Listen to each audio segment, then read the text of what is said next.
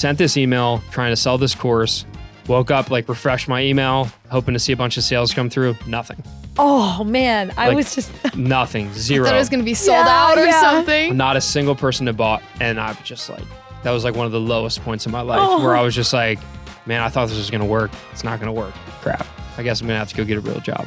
Went back to bed, woke up, and I like refreshed my email that time, and I had made like 5 sales or something like that. You know, it went from like the lowest of lows to just like, I just sold, you know, $150, $200 worth of stuff to people that I literally do not know. Like all these names, I'm like, I have no idea who that is. I don't know who that is. I don't know who that is. And I'm like, this is going to freaking work. Hey everyone, welcome back to another episode of the Screw It, Let's Do This podcast. I'm your host, Shelby. And I'm your other host, Therese. And today we have a very exciting guest on. We have Ben from WodPrep. Hi. Wait, before we get into Ben and a little bit of an introduction about who he is, for those who don't know, the CrossFit Games have been held in Madison for the past, for a long time. Well, yeah. This is the last year, unfortunately. I've already mourned that. But in the meantime, this is the week of the CrossFit Games. So we have CrossFit phenomenon, trainer, everything.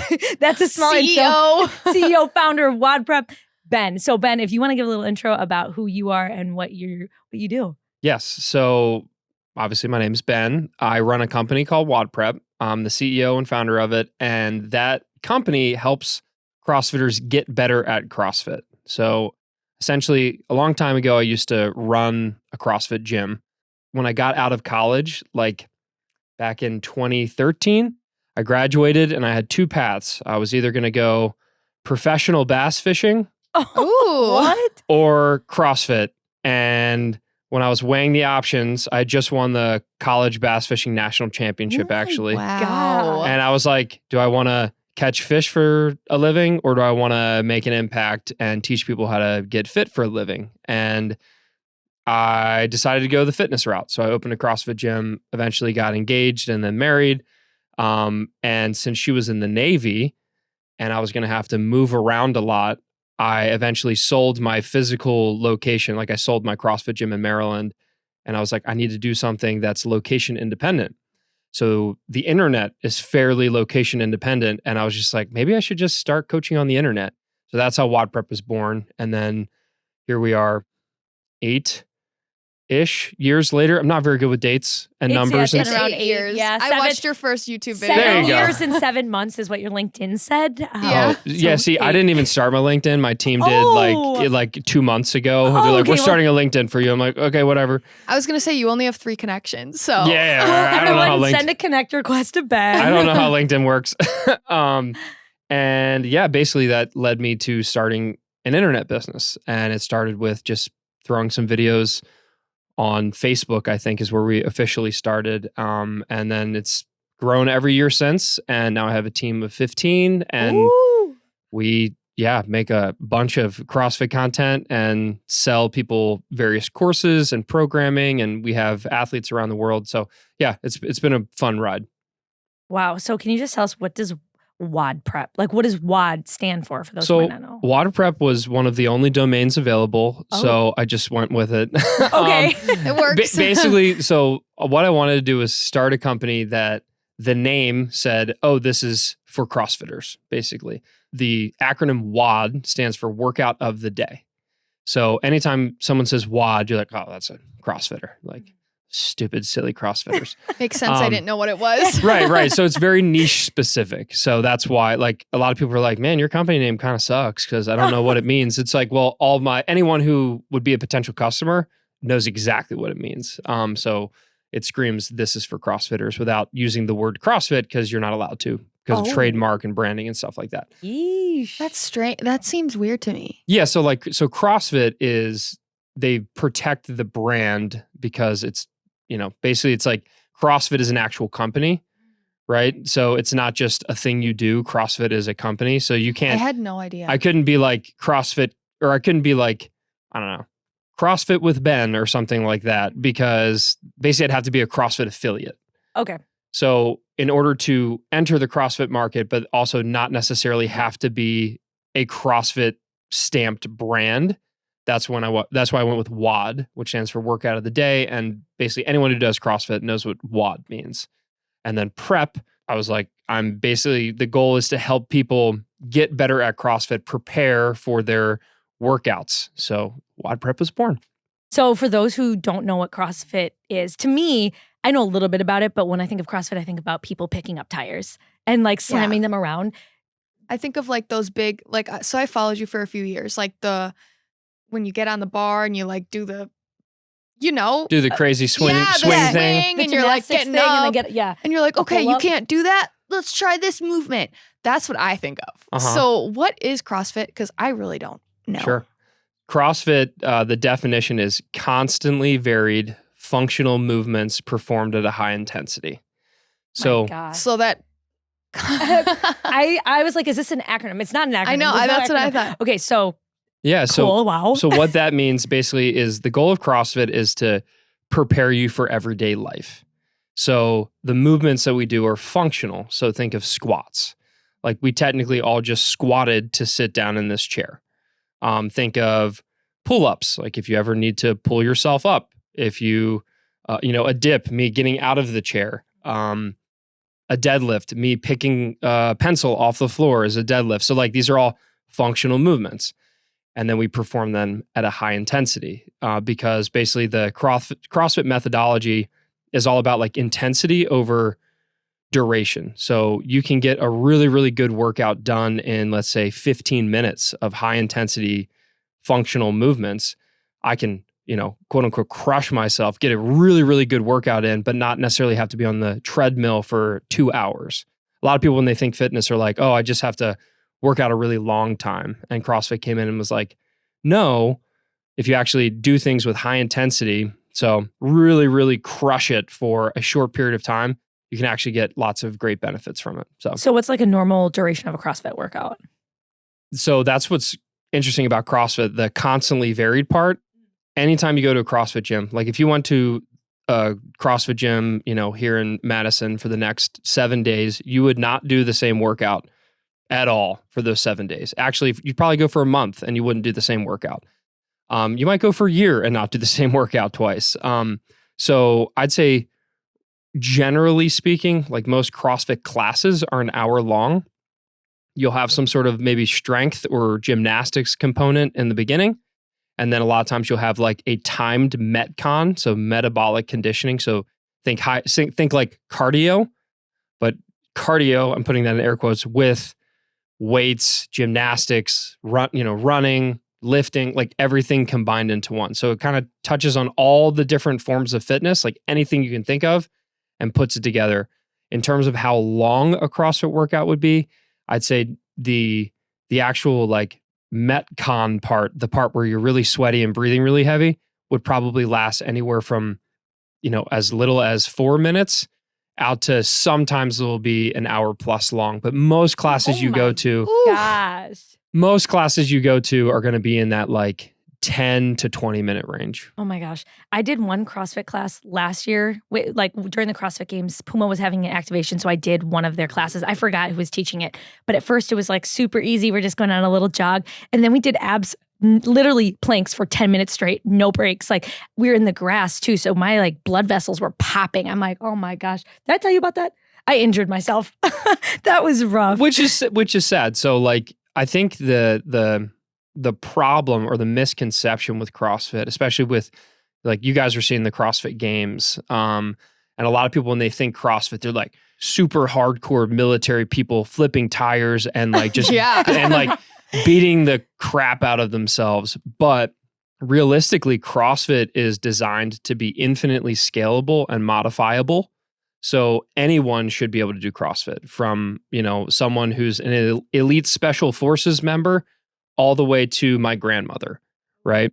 So what's really cool is that the original CrossFit gym that I founded, it's called Blue Crab CrossFit, which if you're not from Maryland, you're like, that's a really weird name.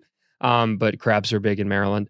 So Blue Crab CrossFit, I have 2 aunts that go there. Aunts. I say aunts. We say ants. We say, yeah. East Coast. Yeah.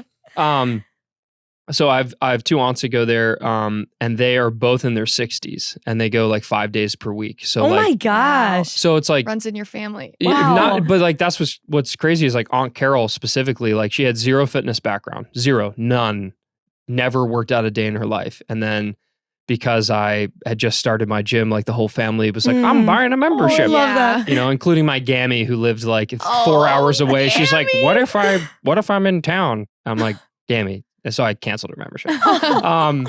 But like Aunt Carol joined, right? And she had never worked out a day in her life. She's terrified. She comes in, she's like, there's no way I can do this.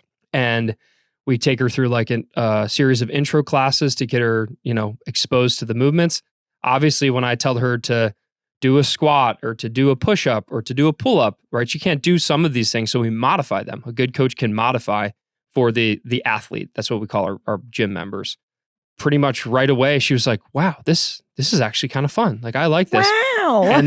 And Aunt Carol literally has, like, if you see her now, she's like one of the fittest 60 plus people that I've like ever seen. I want to be Aunt She works Carol. out 5 days per week, like clockwork at 6 a.m. every single morning, and has transformed her whole life.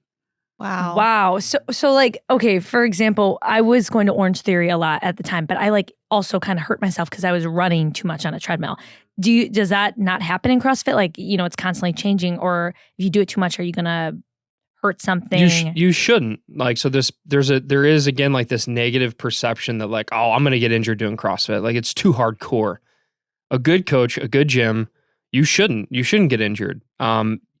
If people come from a sedentary lifestyle and they start going all in on any fitness, whether it's running, swimming, biking, jujitsu, like whatever, like kickboxing, Zumba, if you go from 0 to 100, you're probably going to get like some nagging tweaks and injuries and stuff like that. But with CrossFit, what's cool is because it's constantly varied, it's not like you're going and running on a treadmill for an hour, 4 days a week, which that's probably going to bang up your knees and your ankles and your feet and stuff like that. With CrossFit, you're always doing something different. So you might do a little bit of running on Monday, but then Tuesday you're squatting, and then Wednesday's all upper body. So it's like it's changing all the time. So in theory, like I'll put it this way, I've been doing CrossFit for 16, 17 years or something like that. And I've literally never been injured to the point of like I got injured doing CrossFit and now I can't do something for a week. Right. I've gotten little tweaks and stuff like that just because it's active. Like when you do things, you're like, if I walk around my house, I might stub my toe. Right. Like when you do stuff that's not just sitting on a couch, you're probably going to get, some tweaks along the way, but no actual injuries. And that's because like I focus on, good form, whatever that really means. And I prioritize rest. So if I'm feeling banged up, I take a rest day. But I think like personally being an athlete for kind of all my life, I get way more injured playing basketball, right? I've been injured playing basketball infinitely more times than I have actually doing CrossFit. Same thing with all the other sports that I've played. It's like CrossFit is what keeps me injury free, because once you're like, CrossFit really promotes like being strong and flexible. Ooh. Those two things combined is like the secret sauce for not being injured. If you're strong, you can support your body weight, or you can support yourself, or like moving a chair, moving a table. Like I just moved the other day, like because of CrossFit, I was able to do all that stuff and I can get in all the positions I need to. And then being flexible is also really important. Like it's not like, bodybuilding or maybe powerlifting potentially gets a bad rap because there's like tons of muscle, but you can hardly, wipe your own butt or tie your shoe. That's a better example maybe. But with CrossFit, it's like, you have to, in order to be good at it and proficient at it, you need to be strong and flexible. You need to have cardio. So it's like, it's everything combined. And that's, I think, why it's, why it's caught on so much and why I love it so much. So have you always been into it? So first, I just want to know where you grew up. Maryland. Okay. And then how you got to Colorado, how everything kind of came to be. Oh gosh, your fitness journey. Also, I just want to say after that whole preaching, I'm like, I need to sign up for a CrossFit class. And you should, like, there's tons of really good gyms in Madison. Like a lot of gyms will offer like a 1 week trial of some sort. You in? And And you're gonna try it. And there's gonna be some people who are like super freaking intense about it, and they're like all gung ho. They're lifting 300 pounds over their head, and you're gonna be like, I can't do that. And I'll it's stay away from that. I want to get into this. And it's like, but you don't have to do that, right? Right? Like you need to follow the CrossFit journey that you're on. And again, a lot of people look at like the top level athletes and the people competing at the CrossFit Games are like, oh, I can't do that. It's like you don't need to, right? That's like imagine watching NBA basketball. You watch the finals and you're like, oh, I can't dunk. It's like, yeah, but you can still play basketball, right? You can still dribble around and shoot and have fun with your friends. That's exactly like CrossFit. You don't look at like the top people and say, oh, I can't do handstand walks. Like, yeah, you're not expected to. It's okay. A good coach and a good gym is going to scale it down and modify it so that you get a version of that. Wow, mark my words. I'll try a class before the end of this year. Do it. That's a long time. In the next 6 months, I'll try a class. Yeah. And you need to let me know how it goes, because I'll put it to you this way. The amount of people in my family or extended friend group that I've been able to convince, like, hey, just try it. Like on Carol's one, my ex-sister-in-law, I'm divorced now, but my ex-sister-in-law, Ashley, was like not competitive, like doesn't like really doing any fitness. Like she was like, no, CrossFit's not for me. But I convinced her to try out CrossFit when they were stationed in Tennessee somewhere. She became a coach. She, she started competing. Like she went from, no, that's not for me, to like, I love this. Like this is my life now. So it's really cool to watch people who don't think they're gonna, like I've seen the skeptical look that Shelby's giving me right now. Like I'm not skeptical at all. Or just like, I don't know if that's for me. I've seen that so many times, and then like just try it. And my whole my theory or my kind of motto is like fitness should be fun, right? Like fitness should be like the way that fitness works is you do it often, right? So I don't care if it's Zumba, pickleball. That's my like new favorite. I love pickleball. Oh. I don't care what it is, as long as you keep wanting to come back. And CrossFit has kind of like that special sauce that makes people want to come back all the time. Because you won't believe this, but I did CrossFit for like 6 months in high school. Yeah. What? And did you like it? Yeah. Yeah. He was so intense. His name was Steven. Yeah. It was me, Cole, and Quarter. Really? 2 of my best friends. Wait, where? Is there a gym around here? We had like private training with him. Oh, wow. This was back, like I played sports my whole life. So like this was back in high school when I was like playing sports intense. And we had Steven, our private trainer, and God, it was hard. But he like whooped us. Yeah. Like we were just getting beat every day. So oh my God. I've done it, and like I love working out. I just don't prioritize it right now because my store is like taking over. Yeah, I believe it. And again, it's like, there are definitely CrossFitters out there like CrossFit's the only way. It's like, no, it's not the only way. There's so many other fitness domains that you can do. It's just the one that really worked for me. I like the competitive nature of it. And even people who aren't very competitive, a lot of times find their competitive streak when they get into the gym. And they're like, that girl beat me by you will. That girl beat me by 10 seconds the other day. Like, and she's in this class. I'm gonna beat her today. I see. Like, I was never like good at sports, but I am like competitive in other things like business, or like when I'm at Orange Theory, I'll look at someone's treadmill and be like, oh, they're running at 11. Like, let me just 11.1. You're gonna, yeah. You would probably like it. Well, I'll have to try it because I have 3 gym memberships right now to try to like switch it up. And I do like a bunch of different stuff, but I'm not picking up tires or anything. Sure. I mean, and that's like, I know that's just a small piece. That's one thing. Yeah, it is. Like, I don't even remember the last time I flipped a tire at CrossFit. Yeah, right? I just like to flip the whole car, actually. I skip the tire. But that's, I think, kind of one of the things is with CrossFit, in theory, you won't need all those other gym memberships, right? Like a good CrossFit gym kind of covers all of the bases. So you're going to get some running in. You probably won't get swimming in, like that. Most CrossFit gyms don't have a pool. I swam this morning. I could keep that membership. But otherwise, it's like, it kind of covers all of the bases. You're doing a little gymnastics, you're doing cardio, you're doing lifting, you're doing like everything. And then it'll be combined in different ways that keep it novel and exciting. And where like my company comes in is when people are like, oh man, I'm starting to like this, but why can't I figure out how to do the double unders like with the jump rope? Or why can't I figure out how to do a pull up? That's where they come to WodPrep, because they start realizing they love CrossFit. They want to get better. They want to learn the skills so they can beat Cheryl, so Cheryl stops beating me in class. And that's where they'll come and they'll find WodPrep is like they want to learn all these little skills and they want to do a little bit of extra homework and a little bit of extra practice to get better in the CrossFit gym. Wow. I have a side note. This is just so unrelated. This can be cut if it's not a part of it. You said Cheryl. My boyfriend's grandma calls me Cheryl. Oh, really? She calls like every other significant other like a different name. Like she can't get it right. That's like my dad. He can't remember anyone's name either. Even my best friends. Like, so when you said Cheryl, I was like, that's funny. But okay, well. Cheryl, Shelby. Same thing. I was like, close enough. Like it's fine. I don't even correct her anymore. But I want to know where you grew up, how your athletic journey, fitness journey kind of Yeah, were you grew. always like this or were you just, like a troubled kid and then found fitness? That's a story. Super troubled. No, I grew up in a great household, 2 younger brothers, and I always played basketball, football, soccer, baseball. I did it all. Played basketball at a pretty high level. Like I played with a bunch of future NBA people Did you when play I was in college? Younger. I didn't.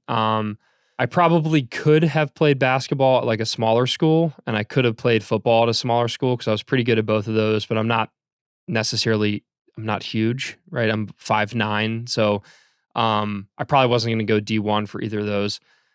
But where did you go to college? I went to North Carolina State for their fishing team, actually. Oh my gosh. Wow. Wait. What? They have a fishing team? Yep. So I got recruited. That's so cool. You get recruited for a fishing where team? Ben should have been there.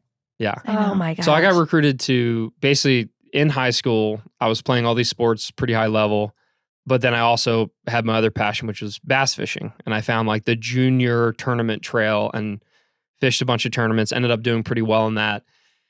And at about that time, 2006, 2007, that's when college bass fishing was like really taking off. And it's when schools around the nation, I mean, including Wisconsin, like every big school you can possibly think of has a fishing team. Wait, question. What do you think about that fishing champion that was like putting weights in the fish? Yeah, I mean, that's... Was that you? That was wild. No, that was not me. Okay, just checking. That was a walleye tournament. Oh, sorry. So different than bass. But yeah, I mean, cheating happens at, especially like the local level.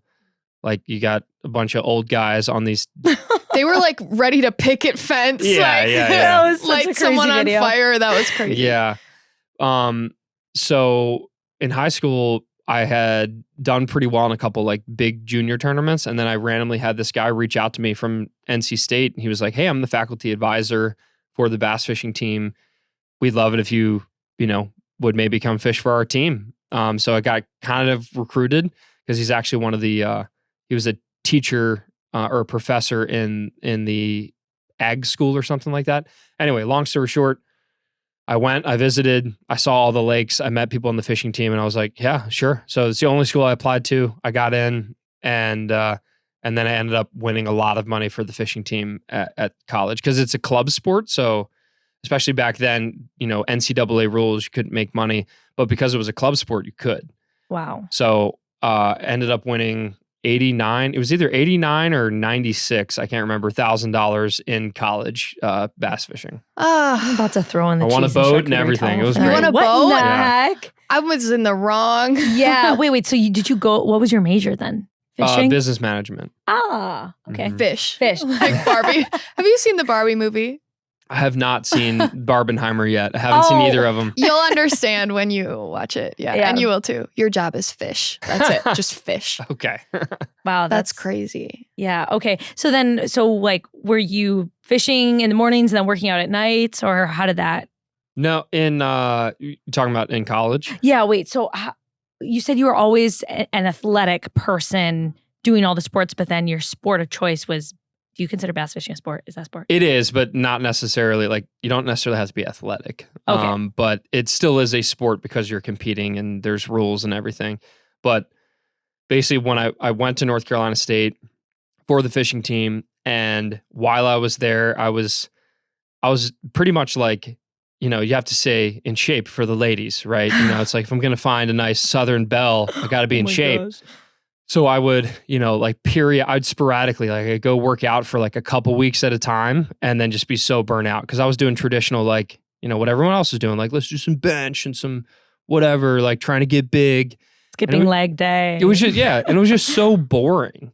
So I would work out for maybe like 2 weeks and then not work out for a month and then work out for a week. And then, so it was just like very inconsistent. And then I remember when I was back home, the first Christmas break of college, so my freshman year, I went back home and one of my former high school teachers was like, Ben, I think you're going to like this. I found this new workout routine. It's called CrossFit. They got these crazy pull-ups and all you got to do is go to CrossFit.com and then just do the workout and it's awesome. And I was like, okay. So I tried it.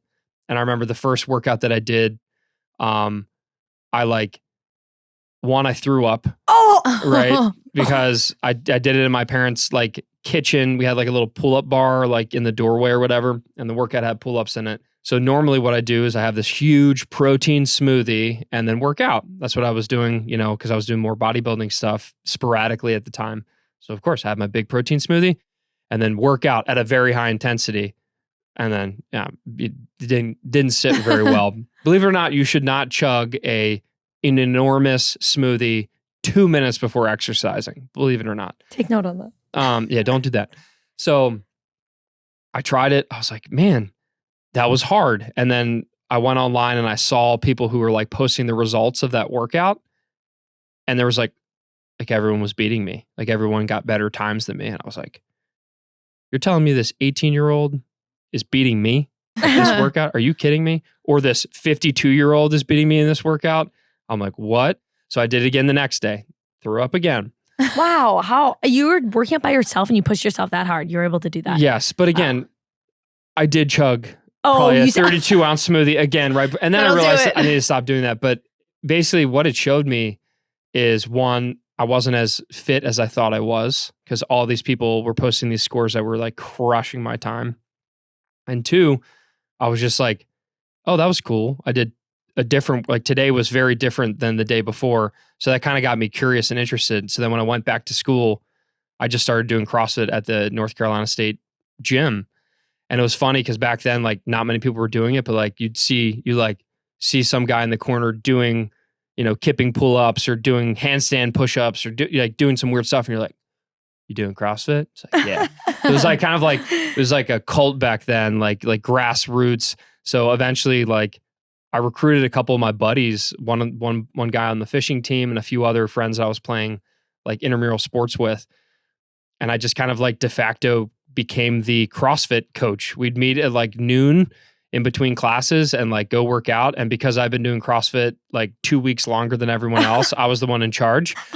And I'd like come up with a workout or we'd find a workout online and do it. And it was awesome. And then that's kind of what we just kind of had a little group that was doing it. And I just kept doing it all through college. And then eventually found an actual like CrossFit gym in Raleigh that had just opened. And I went there and eventually, I realized how not good at CrossFit I was when I was around real CrossFitters. Basically, after going to that gym, like I had to like scrape together all my pennies and I would be like, I can only afford like 1 month every 3 months, kind of thing. Yeah. So they like worked with me on the pricing and I got this like membership that I would use for a month and then I'd have to like go save up more money to pay for the next month.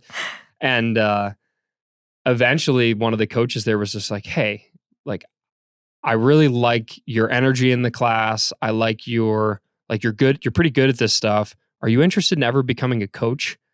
And my mom, I think my mom knew that I wasn't going to make the NBA long before I did, but she was always like, Ben, if basketball doesn't work out, I think you'd be a great coach. So I think that was like in the back of my head. So when I got asked to be like, hey, are you interested in getting your certification and maybe coaching here at this gym? I was like, you know what? Maybe I should try that. And then that's kind of what kicked off I was doing CrossFit, competing in CrossFit. By the end of college, I gotten pretty good at it. This is all while I'm doing the fishing team stuff. So it was like fishing team, intramural sports, but CrossFit was probably equal with fishing. And I eventually became a coach at the local gym and people really, really liked coming to my classes. And then that's kind of what sparked like the idea of me being a coach. So in college, I also took this random class. It was called ENT 201, which was entrepreneurship. I literally didn't even know what that meant. Yeah. I had no idea what the word entrepreneur meant. It was a long word that I didn't understand. And the only reason I took the class is because my faculty or my advisor was just like, yeah, so there's this new class. You might be interested. It's a cute young teacher. I'm like, sign me up. Yeah, I'm in. Cool.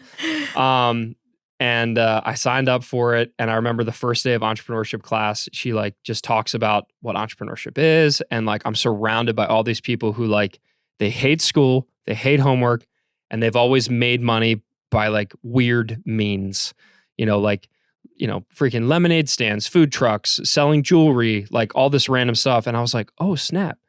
I've been doing that my whole life. Like I was selling basketball cards when I was a kid. I was selling rocks that I found in my backyard to kids in my neighborhood. Like literally, like I hustled like friends in my neighborhood, out of money to buy these like fancy shiny rocks Wait, that I had found. That's so funny. We've talked about that in an earlier episode because you used to sell wing bats, dingbats. I sold a lot of stuff. Yeah, and like I didn't know I was an entrepreneur. Yeah. But like once I learned what an entrepreneur was, I was like, oh, I've been doing this my whole life and I didn't even realize it. Like even way back when, like when I was in elementary school, my mom would give me like $1.25 to get the school lunch. But all my friends would never finish their food.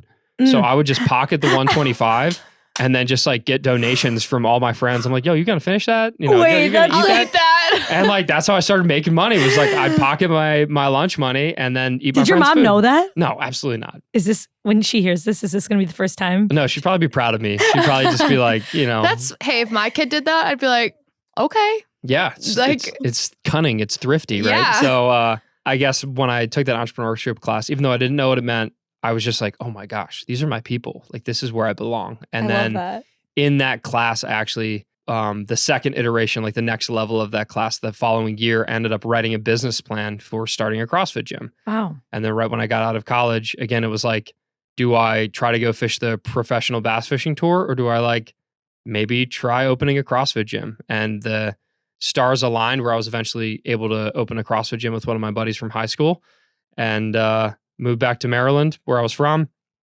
lived in my parents' house, started a CrossFit gym, and then kind of the rest is history. So one of the things I think is interesting that you said is your two options were CrossFit gym or bass fisher.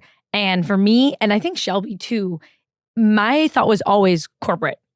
Like there wasn't, so it's really cool that your paths were so unique. Do you feel like your parents pushed you to do cool things like that? Or that's just cool. I think it was in my DNA. So ever since I was young, like really young, I was always a dreamer. I was like, I was going to be an NBA basketball player. My parents never shut that down, even though in the back of their head, my dad's 5'7", my mom's 5'4", right? I'm 5'9", so like I won technically, but I think in the back of their heads, they knew that was probably never going to happen, but they never shut it down. So because of that, I've always been like a dreamer. I've always been like, I can do it, right? If I work hard enough, I can do anything. I had a really supportive family in that way. When I was in college for one of the summers, I worked at my dad's office as like a de facto secretary / inventory person. Was he an entrepreneur? No, he's an engineer. No, he's a career man for sure. But I remember working out that office and going in at the same time every day and leaving the same time every day. 3 days in, I was like, I would rather be homeless living under a bridge than to have to work a job like this. No offense, Dad, but like, I can't do this. Like I would go absolutely insane working a real job. So like, I knew that no matter what I did in life, it was going to be something that I enjoyed and it was not probably going to be normal.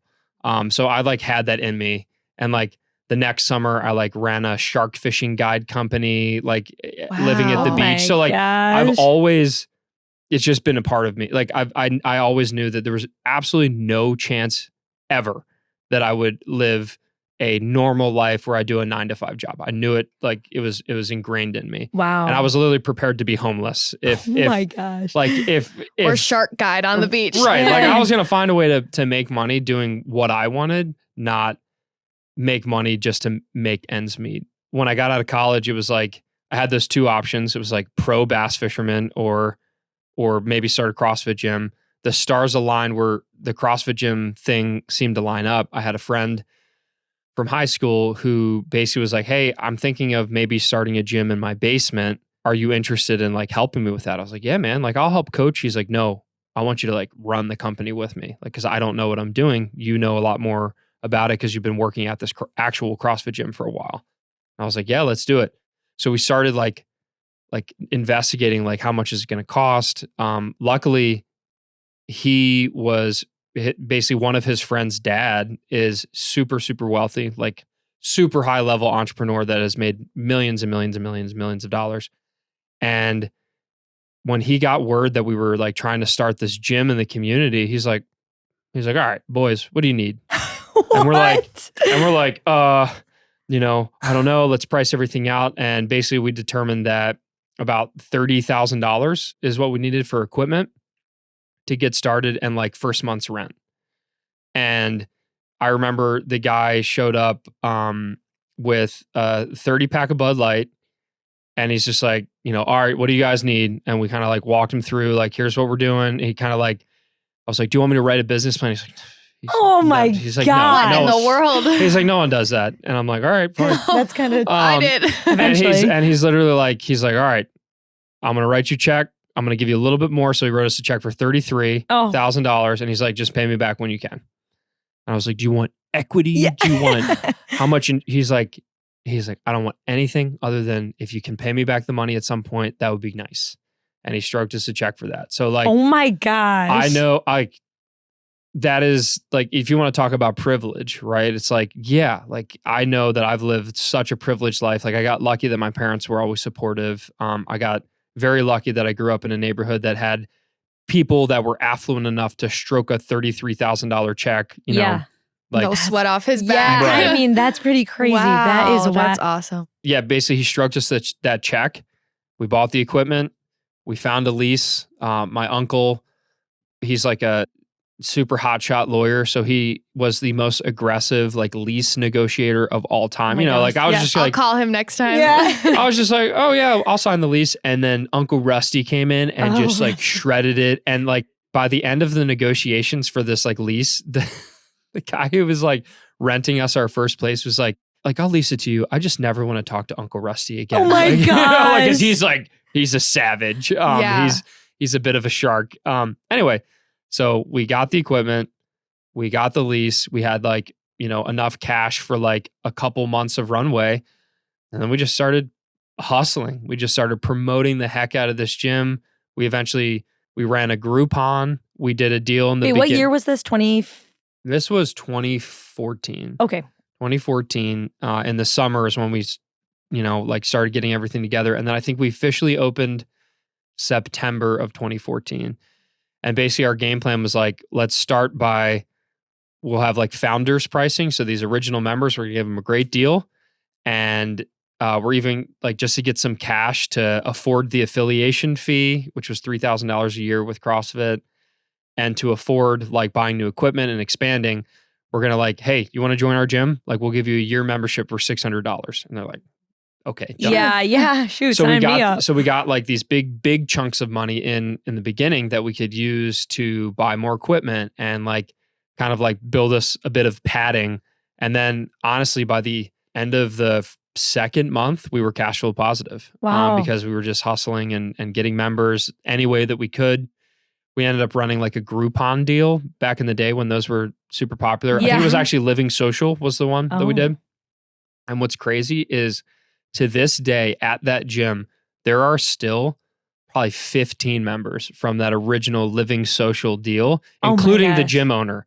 Like the person who owns the gym now came in. Wow. From the Groupon. Yeah, from the Groupon or from the Living Social. So we did whatever it took to get cash flow and then just kind of kept growing from there. And what's cool is that like I was never I always prided myself in high school that I could get A's and never actually read a single word of the book that I was writing about. I was a big SparkNotes guy.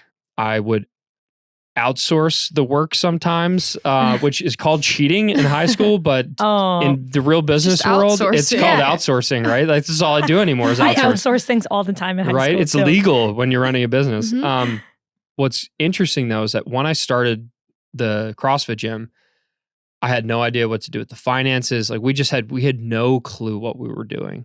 And I found some podcasts about CrossFit Gym Business that I started listening to. Oh, wow. And they were talking about books that they read. And I was like, books? Books? I don't read books. Like, I'm not a book guy. And then what's crazy is like, because of the business, I turned into a voracious reader. Like I started I read my first business book and I was like, whoa, these ideas are crazy. And then I read another one. Oh my God. And it just like, I realized how in order to stay in business, I was going to have to educate myself on business. And then that turned me into like this nerd, where I read so many books. I was always coming up with business ideas. Like one a week, or like what is so many? At least. Really? Oh my gosh. Yeah. I mean, it was like podcasts. It started with podcasts, but then it turned into just books. And then it was a mix of both. And it was just, I was always looking for more information. How can I grow the business? How can I use ideas from other businesses to, integrate into mine? I started learning about internet marketing, like basically like how you can sell things via email to people who are on your email list. And I remember the first like email launch that I did was we ran like a specialty weightlifting seminar for our members where it's like, hey, you already have a membership, but we have a coach who's going to teach you how to do the Olympic lifts. So snatch, clean, and jerk, which is, that's a whole sport in itself, is Olympic lifting. We sold this like 6-week seminar for like $150. And I remember like, I wrote all these emails, kind of designed them like these entrepreneurs that I had studied, how they wrote their launch emails. And I remember I filled all 10 spots of the seminar with the first email. Oh, like, wow. Holy crap. I just sold, however many thousands of dollars worth of extra membership to our current members via the internet when I was in Florida, actually, because I was engaged at the time. I had started spending a lot of time in Florida because my fiance, now ex-wife, she was in flight school for the Navy. And when that happened, and I was like, I just sold things on the internet to people who trust me, but I wasn't even there, and made thousands of dollars. That's when it was like, wait a minute. I think I can do this. Like I can sell stuff on the internet. So when it became apparent that I was probably going to get engaged and I was probably going to have to, move around the world because Shelby, my ex, was in the Navy, I was like, I guess I need to start something on the internet. So as I was phasing myself out of the CrossFit gym that I had started, I was like, what can I do on the internet? And I was like, well, people say that I'm really good at CrossFit coaching, right? Maybe I should just go with that. So that's what kind of led me to start WodPrep, is like, I was realizing that I couldn't run a CrossFit gym from, Timbuktu, right? My relationship with the other guy who was running it wasn't going so hot because he was the one waking up, coaching the classes, working all day. And I was just the idea guy writing emails. It wasn't working. So I eventually was just like, hey, if you want to buy me out of my 50%, like I'll let you do it as long as you want. Just give me payments and then we'll just, get bought out, or I'll get bought out of my shares. And then as that was happening, that's when I just started making videos I just looked up a bunch of random CrossFit terms and eventually settled on WodPrep because the domain was available and the Facebook page was available or whatever. And that's what led me into WodPrep, is like I was phasing myself out of the CrossFit gym. I was getting bought out from that. I realized like an early business guru that I followed was like, you got to have an email list. Like it's the number one selling tool. You have to have an email list. So that's what I did, is I would just post free videos on the internet, tell people to sign up for my email list to get extra tips. And my email list started growing.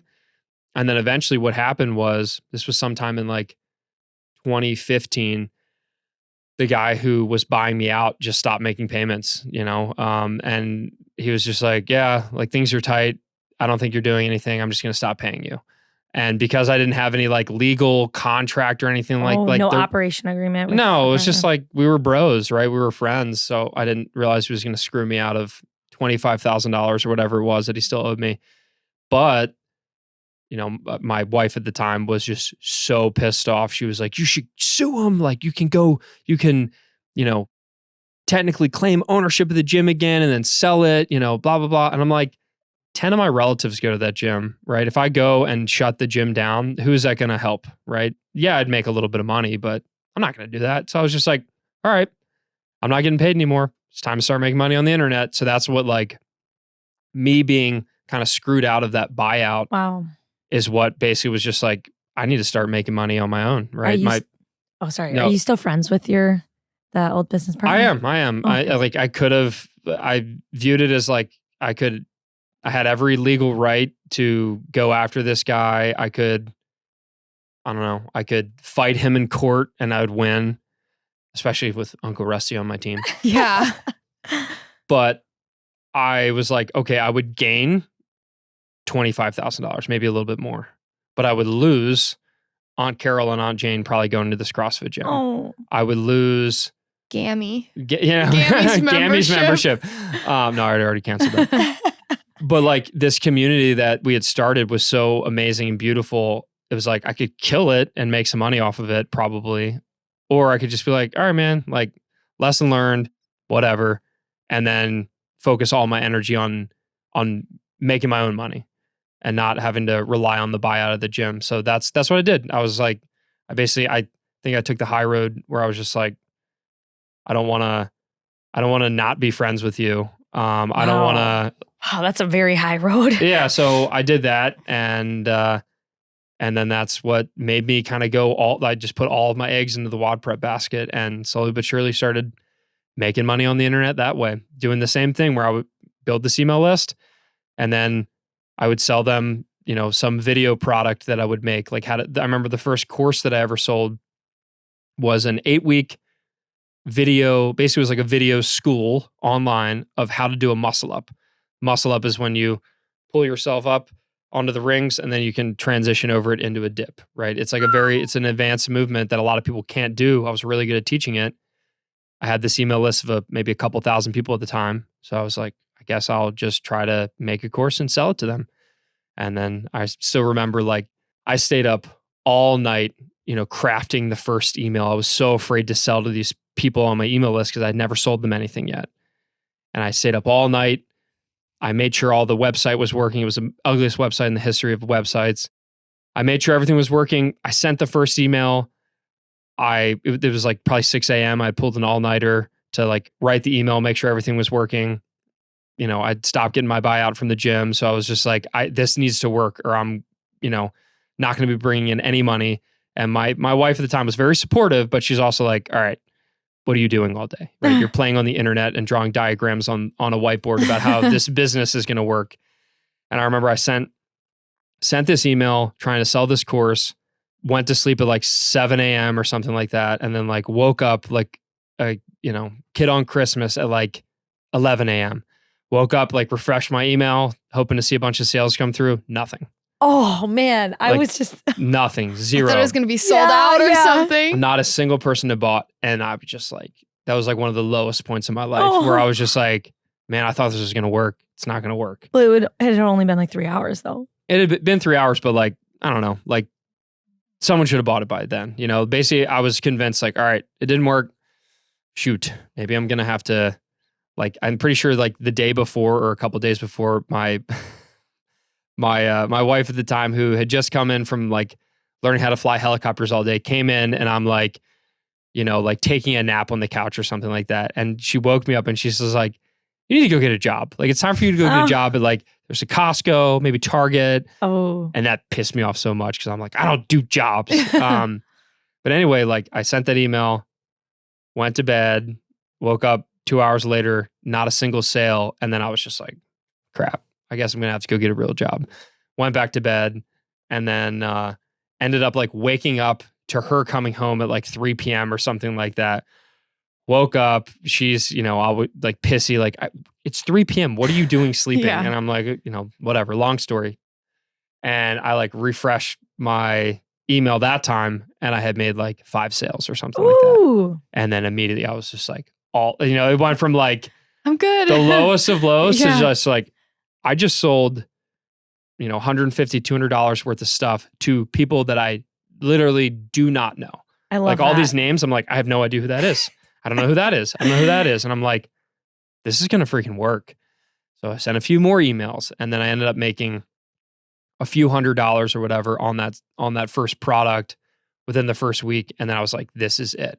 If I just keep doing this, growing my email list, making videos to get people to sign up for my email list, and then sell them products that I make, I can do this. And fast forward, I guess 8 years, seven years is what you said. And now we're doing over $1 million in sales every single year. And oh my gosh. Is that all from like online? Mm-hmm. Yeah, like it's ebook all, type stuff. all online. It's all, it turned from that one product to I made another product about a different skill in CrossFit. And then I made another one. So now we have like 30 courses. And then now I have entire other branches of the company. I have like merch, right? We have everything now. So it's just like, gosh. basically it was like just that confidence of getting those first few sales. I went from like, oh man, this isn't going to work. I guess I should do something else to it's time. I'm all in. And I just kind of rinsed and repeated that same process over and over. Email list kept growing. All the social media stuff kept growing.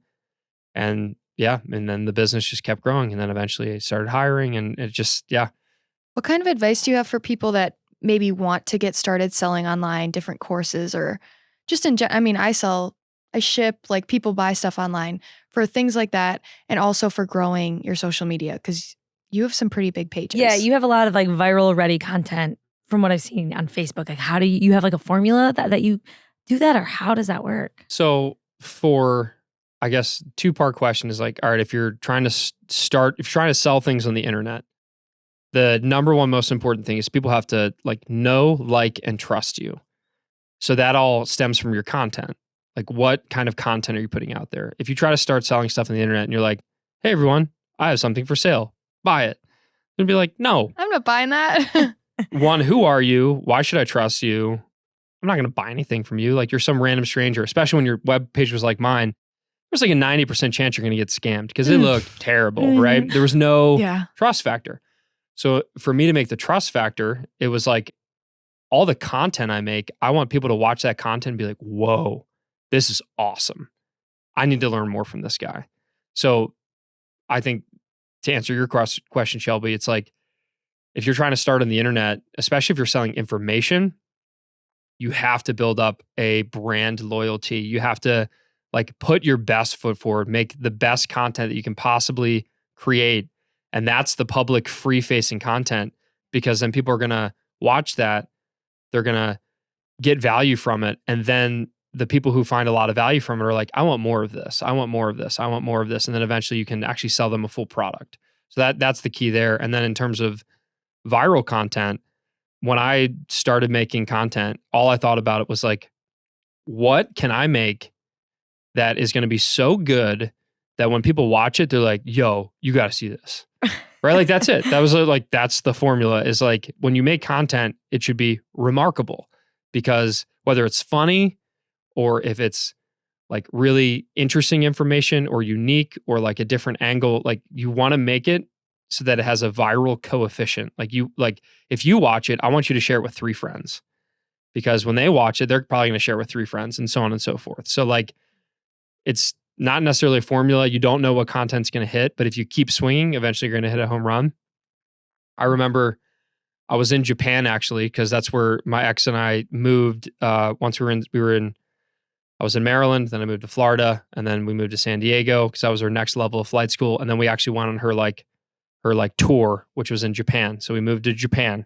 So I was living in Japan on a military base, still kind of like grinding, trying to make WodPrep work, like wasn't making that much money, but I was hustling, making content, trying all sorts of things. Do you guys remember when Facebook was just, all it was food porn videos? Do you remember that? Where that's it was like, all it still is for me. Where it was like the overhead video of like how to make, triple Oreo from Tasty ice cream pudding or something like that from Tasty or whatever. And these videos were just going viral, every one of them. I had a business mentor at the time that was just like, hey, these videos are clearly what the internet wants right now. How can you do this in your industry? So that got my gears turning. So I just started making videos kind of like that, like really short, shareable content. And I remember I made a bunch of videos. They did okay. And then there was one video about how to basically unload weights from a barbell. It was just like, if you have a barbell, it's got weights on it. How do you actually unload it without looking like an idiot? or hurting the barbell. A lot of people do it wrong. So I had this video. It was horribly produced. It was the ugliest video of all time. I almost didn't release it, but it was like the end. Like I made like maybe like 10 or 15 videos that I all self-shot. I had edited them all myself. There's probably like typos in it too. Like it was terrible. But like I got into the end of this like bunch of videos that I had shot and edited, and I had this one that I was like, this one's the worst.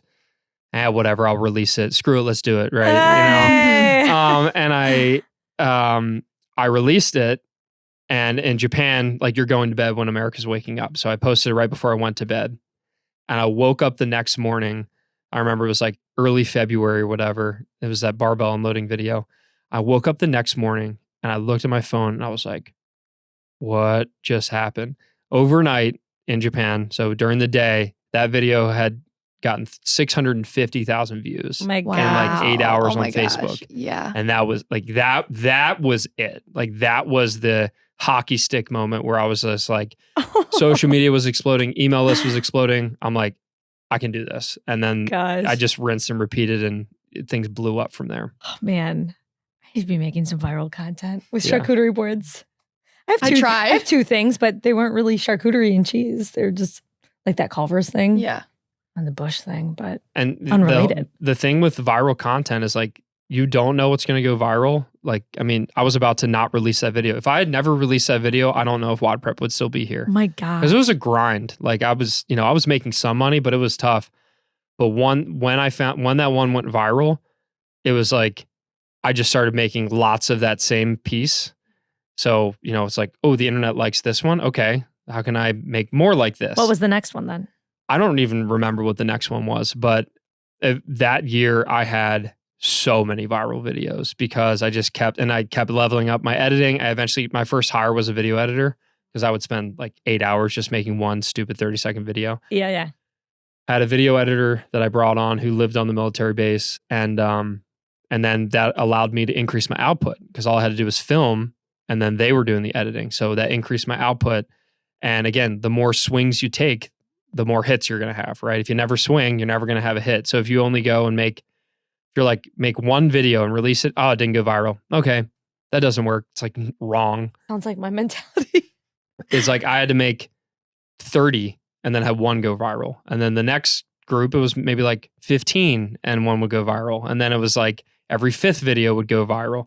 And then of course, at some point, Facebook changed their algorithms and none of them go viral. So it's just like in the content game, you need to see what's working now, emulate that, and then also be prepared to completely pivot when eventually that one doesn't work anymore, right? So there's all these different, you have to follow the trends and realize what's working and what's not. And if you don't keep making content, then you will eventually die.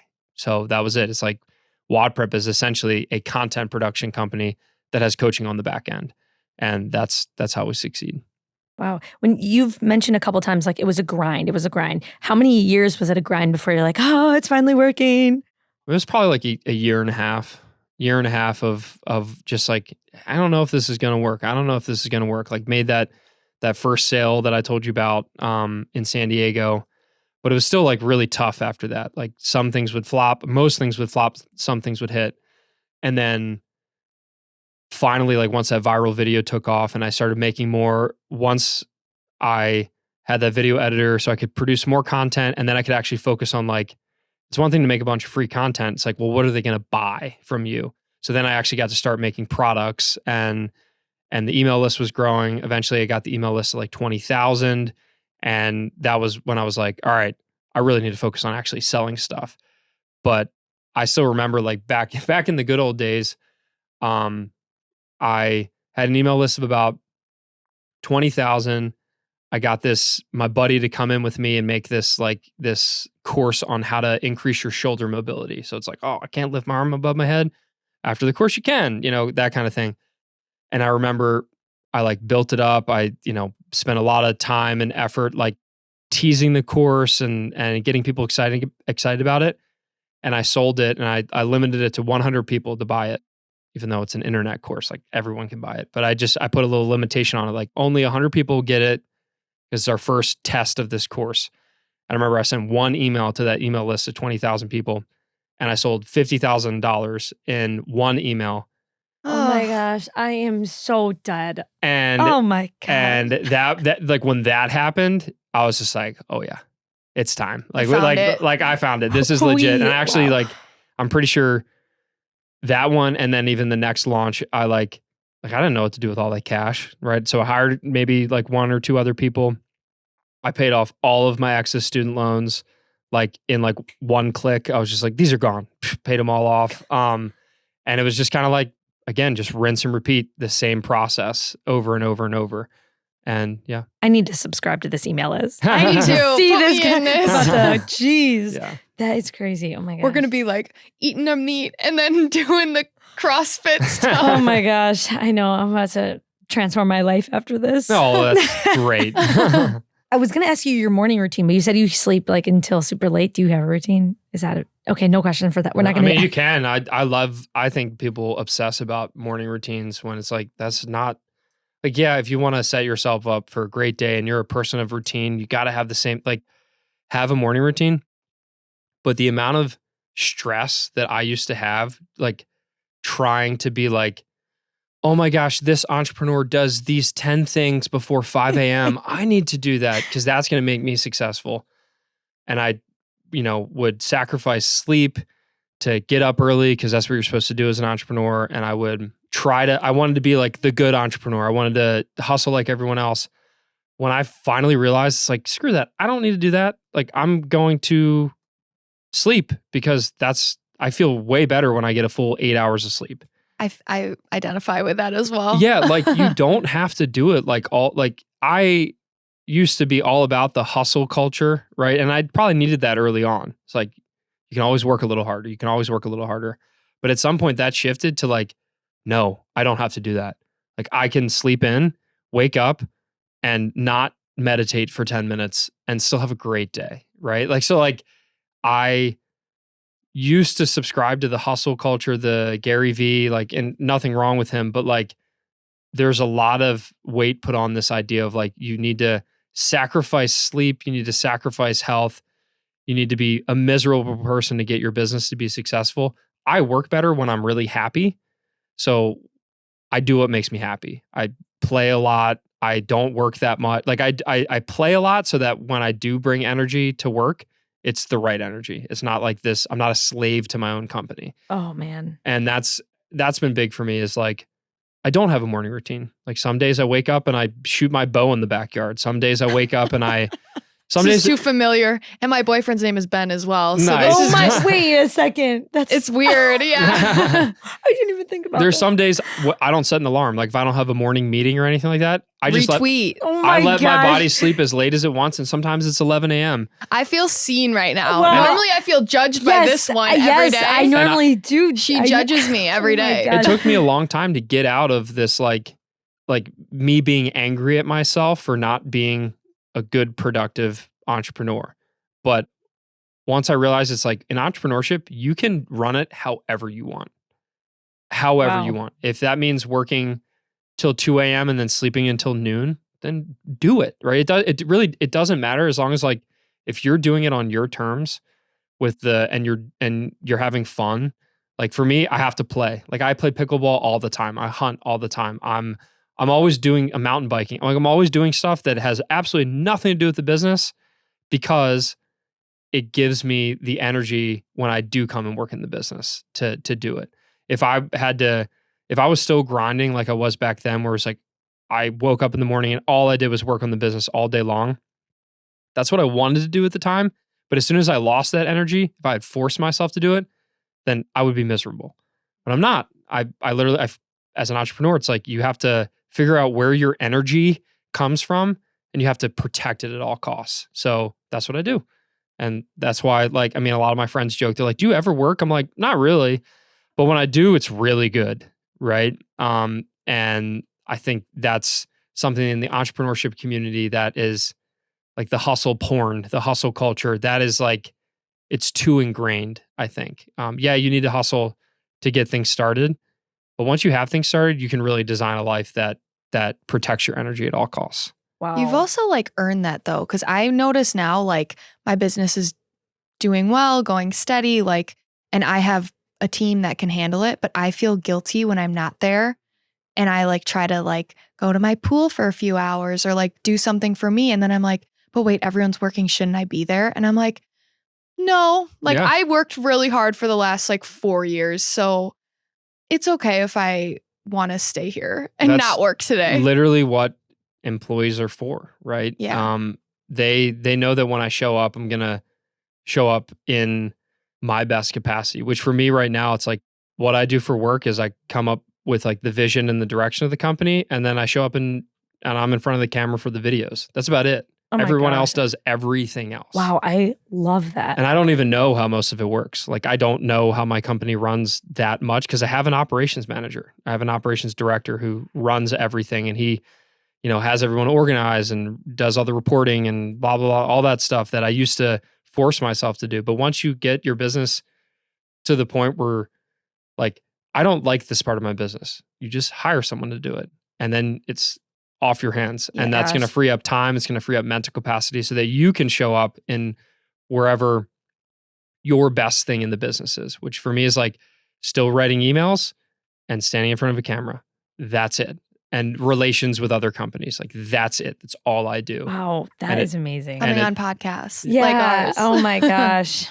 Wow. You're like speaking to me in a different way. You're like speaking to me. I feel like I relate to you. I think I feel like I'm getting spoken to in a different way because I feel like for the past year I've been grinding since the beginning, but the past year, like the journey to the storefront, my storefront's opening next month, has been a grind. Like I have said multiple times over the past year, like, this isn't fun right now.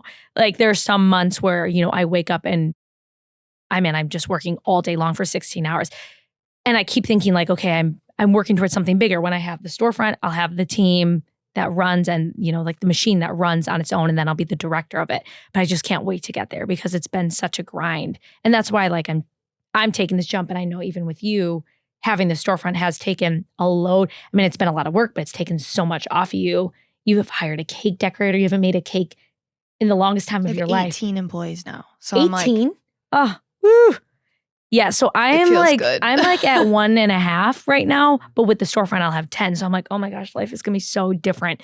But I've been in a grind for some time. And I'm really hoping this is a breakthrough. There's a light at the end of the tunnel as long as you don't get caught up in, I think a lot of entrepreneurs, it's like they open that storefront and it's going well. And they're like, well, I got to open another one and I have to make more and more and more and more and more. And for some people, that's great. They want to build these unbelievably huge empires. But in that pursuit, you also need to realize that like you will never be out of the hustle, right? You'll never be out of it. And for me, I've like reached this kind of like equilibrium where it's like my quality of life is amazing. I could try to build another company, or I could try to scale this company to $10 million instead of $1 million, like 10x it. I could do a lot of things, but I'd also have to sacrifice the playtime and what I love to do. And I think it's been really mature of me as a business owner to not get caught up in like, oh, I want to buy a bigger house, or I want to get these fancy cars and I want to compete with the Joneses. Because you're never gonna, like, once you make $1 million, which was like always my dream. Like that's what I wrote down originally in my goals, like way back when. I have all these journals that I still have of like, I love that same. These aspirational goals that like I didn't know if I was ever going to meet. It's your choice whether or not you want to keep going and just keep going like this and climbing and climbing and climbing, but you realize you're never going to get off that treadmill. It's the hedonic treadmill. Like your car's never going to be fast enough, or your house isn't going to be big enough, or your top line revenue is never going to be big enough. Because once you make $1 million, you're like, well, we need to make 10 now, or I need to make 100, when is right? Enough? So that's so true. But when you can actually realize that like enough is enough, like as long as I'm keeping up with inflation, like I feed so many families with my company. They're all here for the CrossFit Games, or most of them are here for the CrossFit Games because we're all friends. We love what we do. It's like I could scale up the company more, but like I would lose the awesome culture probably that we have. And I'm sure there's all kinds of limiting beliefs coming into play. But like when I finally sat back and realized like, this is everything I dreamed of. Like this is awesome. I don't have to try to get bigger just to flex on people. Like, oh man, I'm good. Like things are great. I'm literally, I will be not working a single day for the month of September because I will be living in the woods. That is a business that I built. And if I tried to scale and grow and do, like, I probably wouldn't be able to do that. And for now, that's what I want to do. So it's like, it's when you realize enough is enough and you can just like be calm with that and not let the entrepreneurial devil on your shoulder say, you're never good enough. Like, you need to do more. You're not big enough. I need to flick that thing off. I have definitely felt you have to figure out like define like where is enough. And then when you have enough, like chill for a little bit. I know that at some point, probably I'm going to be so fired up to go start something new or to scale or to grow, but I'm not forcing myself to do that because it's not what I want to do right now. And I'm not going to let the online entrepreneur influencers say that you're not, like, you need to do this next. I don't want to work all day. In fact, I don't want to work at all. Like, I want to play. And right now I can do that. And I work a little bit and I show up and I do it. But you have to like be very conscious on that entrepreneurial journey of like, when is enough? When are you solid? When your metrics good? When your finance is good? To where you can just like enjoy the fruits of your labor. And that's kind of the phase that I'm in now. And I'm very happy that I was able to realize that and not just keep grinding for the rest of my life and then realize like, yeah, I built a really big company, but I didn't play along the way. I didn't get to spend time with friends. I didn't get to build a family. I didn't get to do all these things. It's like, I want to have the fun that I've always been having since I was a little kid. Like, I want to make sure that I can still do that now, because being a slave to a company that you've built is just like working for a corporation. It's just one that you might own. So I think it's really important to make sure that you protect whatever it is you want to do with your time. And for some people, that's work all day. And that's great. And that used to be me. But if at some point you find yourself miserable along the process, you have to say, is this the trajectory I'm on for the rest of my life? Or is this a phase that eventually, when you get those people hired and things start working, you actually are going to take that time and like spend it on you and get to be the owner, not the operator. Mm-hmm. That was so good. Yeah. Wow. That spoke to me. Yeah. This is hitting. I mean, and I have so many journals from, I go through one every couple of months, and I think back, I'll look back at my first one from 2020 when I started my business. I'm like, oh wow, all my biggest dreams at the time are as big as I could dream then. It's like, I've done most of those things now. But then I realized, oh, okay, well, I actually need to, I'm adding more to the plate. Out of necessity, but also because I just like to push the limit. But I have asked myself, like, when is enough going to be enough? Since I have felt a little bit. In order for me to get to that point where I was like, like, I'm good for now, right? I had to look back at those journals and being like, wait a minute, what was the original goal here? It's like, oh, wow, I'm there. I did it. Like, I don't necessarily have to force myself to create a new, crazy, higher aspirational goal like everyone says that you have to in entrepreneurship. It's like, you don't have to grow a $10 million business. You can grow a $1 million business and love your life, feed families, make a positive impact, and have a kick-ass time, kick-butt time, dolphin noises. So I think it's really important, like, to reflect on like, what are those original goals? And like, when you get there, celebrate them and like live them. Don't immediately be like, I mean, all three of us are the same way probably, where we achieve a goal and we're like, all right, what's next?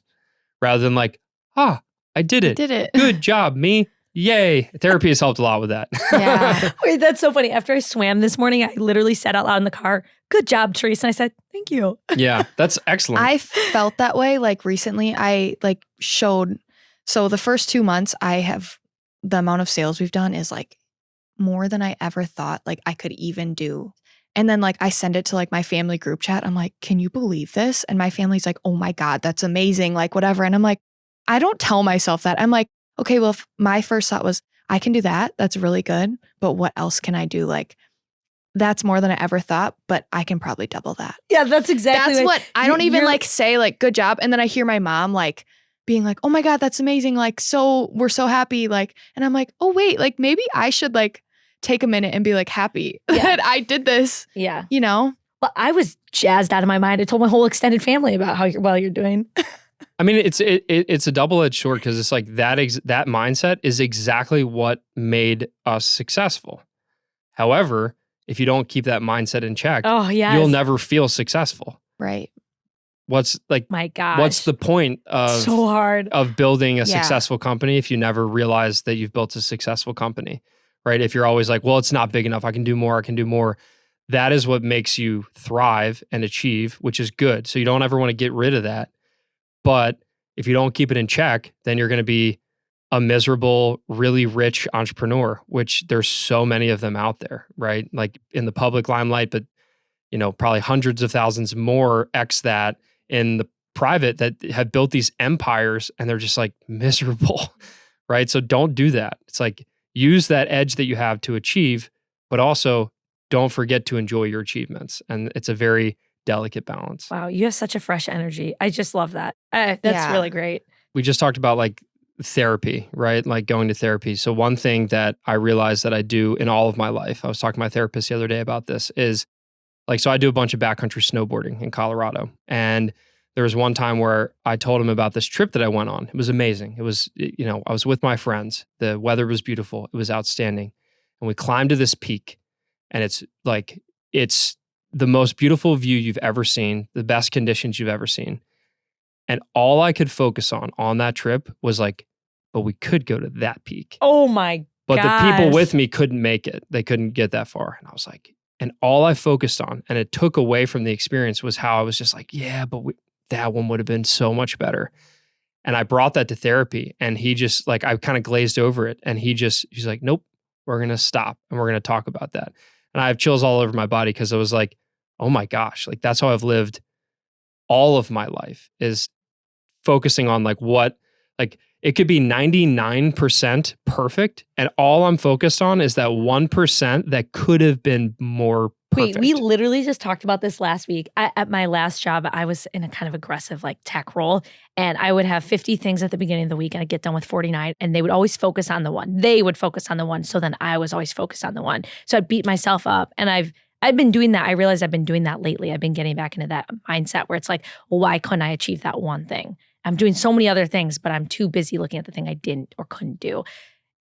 So my therapist is really helping me reflect and look at the 99% that is perfect. And I think that's a really good carryover to business too, is like, there's always going to be the 1% or more that isn't there that you can fix. And you do need to have some attention on it. But if you lose sight of that 99%, then you're really setting yourself up for a miserable existence. Do you have like a mantra that you have to repeat to yourself to like keep focused on that? No, but I probably should. Okay. We're not big mantra guys, me and my therapist, but that's just something that like focus on the good, not the bad. In fact, segueing into books, one of my favorite books that I've read in recent years is The Gap and the Gain. And it's a book by Dan Sullivan and Benjamin Hardy. And it's a book that talks about like basically you're in life, most people are focused on the gap, like where they are and where they're not. And they frustrate on all of the gap in their life rather than all of the gain that they have, like all of the good things, all of the positives. And the entire book beats you over the head. It's a phenomenal read about like living a gain mindset rather than a gap mindset. Rather than focusing on always what you're missing, focus more on what you have and what you've gained. You'll live a better life that's happier. And a lot of the data shows that that's actually going to make you more successful. Do you have other books? Yes. That life-changing books. Just I a read couple. a lot of books, but Gap in the Gain was a really good one for me. In terms of business books, Profit First, which is actually here on the bookshelf behind me, I read that. It's one of the few books that like I read it and then I immediately applied it to my business and have been doing that ever since. And it helps you keep profit in your business, know what to do with your cash, make sure you have enough money for taxes, all those things. So Profit First is a huge one. More of a lifestyle book is Essentialism by Greg McKeown. And that's just about living a life of an essentialist. Basically, it's like how to discern the vital few from the trivial many. There's always so many things for you to do, but what are the core things that are meaningful in your life, and to really focus on them? Because there's always, like, especially with social media, there's always like, oh my gosh, they're going on this crazy vacation over here. Maybe I should do that. Or like, they got this car. Like, I want that car. And it's just like, you get caught up in this chasing of everything that you don't need rather than just focusing on what your vital few is to live a really good life. So that's a really good book. And then one of my most recent reads that was mind-blowing, and I'm reading it again, is called 4,000 Weeks. It's a time management book. Oh, but it's not a time management book like you think. Basically, it's like our entire lives are like us fighting the clock, right? It's like we got deadlines, like we got to be done here soon because we got this thing coming. And it's just like our whole life is designed around time and how we battle time and try to squeeze as much out of it. And the book flips that on its head and basically it's an amazing book about just how to live a life that doesn't fight time and just experiences time and like slows down a little bit more. And it's a really, really good book. That's great. I'm going to read all of them. Yeah, we should read some and then do like a book discussion. Yeah, we should do a little book club. Yeah, that would actually be fun. And then I have one more. Ooh. This is one that I read really early in my entrepreneurial journey. And it's the reason it's like you can turn any day productive. Actually, two more. The one thing is about basically like in any given day, there's a million things to do. But if you focus on your core, like the biggest task of the day and devote anywhere from 60 to 90 minutes of completely uninterrupted focus on that one task, you will be wildly productive. And I've done that a lot where it's like, yeah, I can do a million things in one day and I have all these emails and blah, blah, blah, blah to do. All that's BS, frankly. But if you focus on like, what is the big task and block out time when you're at your highest energy to do that task, that's what's going to make you truly productive and not just someone who's good at juggling. So that's a big one. And then on top of that is the book Deep Work by Cal Newport. I've read that several times and it just talks about like we live in a distracted society, right? Like our phones are buzzing, like even in the podcast, right? Like we got things that are pulling our attention away.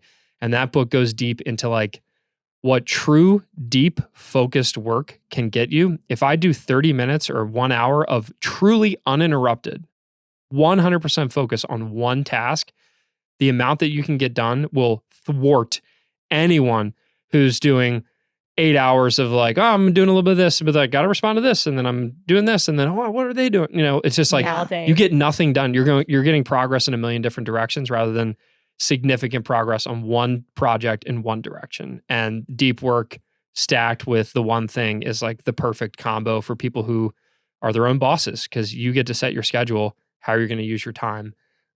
So yeah, those are my big books. Wow. Wonderful. This was insane. Thank you. I can't wait to hear this episode and listen back for myself. I know, really. This was like one of my favorites. Yeah, this is awesome. really, really good. Wow. Thank you so much. Yeah. Where can these people find you? So you're in Colorado, but where can everyone find you? So if you want to talk to me, Instagram is one of the few places that I actually still respond to messages. I quit email 2 years ago. Oh. I just stopped responding. Okay. It doesn't, sometimes people are like, yo, why haven't you responded to my email? I'm like, for this exact reason. I knew you'd reach out some other way. But the best way to reach me is probably just at WodPrep on Instagram. If you want to message me, obviously you can see all of our business content on there. And then I do post some personal stuff, in the stories. It's still me in there. And then if you want to check out the website and see how that's structured, just go to wodprep.com. And then pretty much all social media, we're just at WodPrep. And it's also me. Awesome. Cool. And I have a LinkedIn apparently. Yes. I'm going to send a connection. Do whatever you do on LinkedIn. I've never logged in, but. Oh my gosh. Well, then we can't connect with you. You have to approve it. Yeah, well, someone on my team will do it. Okay. Perfect. I'll add you today. But Instagram is the best way to chat with me because that's one of the few things I still do. And I'm sure I'll quit that at one day. But okay. Oh my gosh. We'll we're going find to you have to in send the an woods. owl. Yeah, we'll find you in the woods. You can write me a letter. Oh my gosh. That'd be wild. You can find this podcast at Screw It, Let's Do This. That's it. On Instagram, Spotify, anywhere you listen. YouTube is the best place to listen, watch. And everyone, if you are not already subscribed, tell your moms to subscribe. Tell your Aunt Carols to subscribe. Tell Gammy to subscribe. Because praise God, literally. Because once we get to 1,000 subscribers, we have a surprise. Yeah, something surprise special. So you can find me at Mickey's Bakes. And you can find me at Tricky Foods. Thanks, you guys. We'll see you next Wednesday. Bye.